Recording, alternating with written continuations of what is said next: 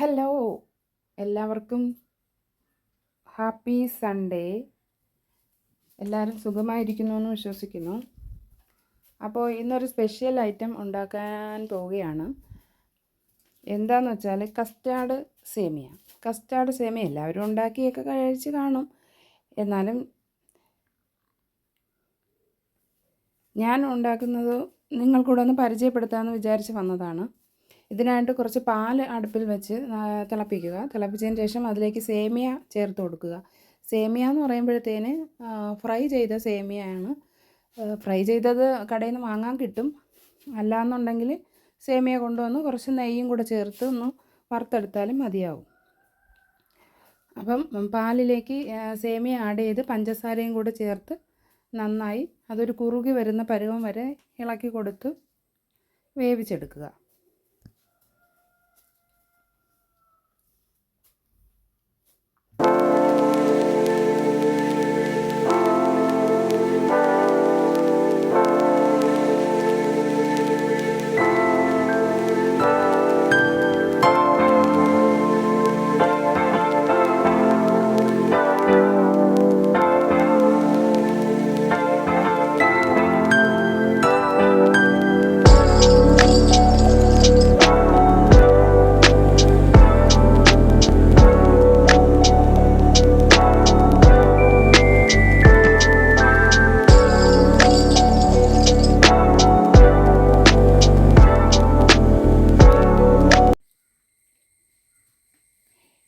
ഇനി ഇതിലേക്ക് കസ്റ്റാർഡ് പൗഡറാണ് നമ്മൾ ആഡ് ചെയ്തെടുക്കാൻ പോകുന്നത്. കസ്റ്റാർഡ് പൗഡർ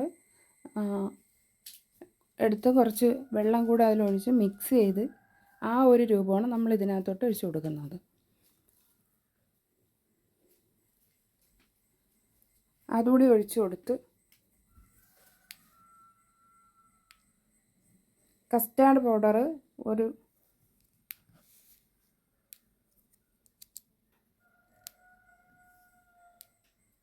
കസ്റ്റാർഡ് പൗഡറിൻ്റെ പല ഫ്ലേവർ വാങ്ങാൻ കിട്ടും. എനിക്ക് കിട്ടിയിരിക്കുന്നത് വാനിലയാണ്. ഇവിടെ എല്ലാവർക്കും വാനില ഇഷ്ടമായതുകൊണ്ട് ഞാൻ അതെടുത്തു. ഇനി ഇതിലേക്ക് കുറച്ച് ഫ്രൂട്ട്സ് ആഡ് ചെയ്ത് കൊടുക്കേണ്ടതുണ്ട്. അപ്പോൾ എൻ്റെ കയ്യിലുള്ളത് പഴം, മാങ്ങ, ആപ്പിൾ, പിന്നെ കുറച്ച് നട്ട്സും ഉണ്ട്. അപ്പോൾ ഇനി ഇത് നമുക്ക് ഒരു ഗ്ലാസ്സിലേക്ക് ഒഴിച്ചിട്ട് സെറ്റ് ചെയ്തെടുക്കാം.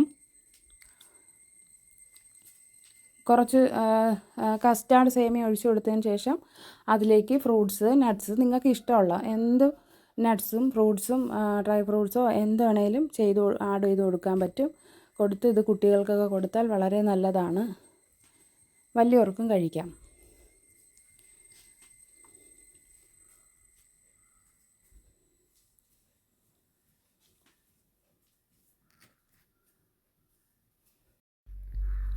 അപ്പോൾ വീഡിയോ എല്ലാവർക്കും ഇഷ്ടമായെന്ന് വിശ്വസിക്കുന്നു. വീഡിയോ എല്ലാവരും അവസാനം വരെ കാണുക. എല്ലാവരും ഈ ഒരു ഐറ്റം ട്രൈ ചെയ്ത് നോക്കുക. വീഡിയോ ഇഷ്ടപ്പെട്ടാൽ ലൈക്ക് ചെയ്യുക, ഷെയർ ചെയ്യുക, കമൻറ്റ് ചെയ്യുക.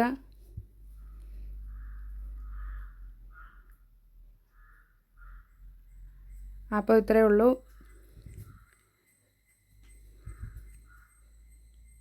Okay, thank you. Bye bye.